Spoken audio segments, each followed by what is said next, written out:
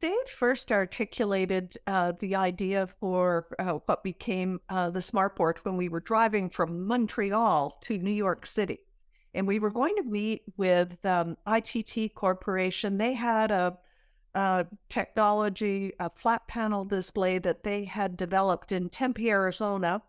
And at that time, ITT was rationalizing its business and really trying to divest of all non-core assets. And so this flat panel was non-core. And so I asked Dave the fateful question. So, what would we do with that technology? Now, Dave had already had a substantial career in technology.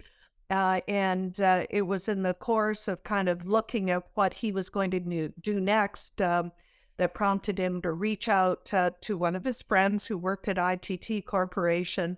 And he was introduced to this flat panel based upon SMECTIC A technology. So, anyway, so in answer to my question, Dave gave this very elaborated answer on what he termed at the time interactive facsimile. I think when people come up with new ideas, they always have to ground it a little bit in what they already know. And Dave had come out of a telecom background, and so facsimile machines were very familiar to him.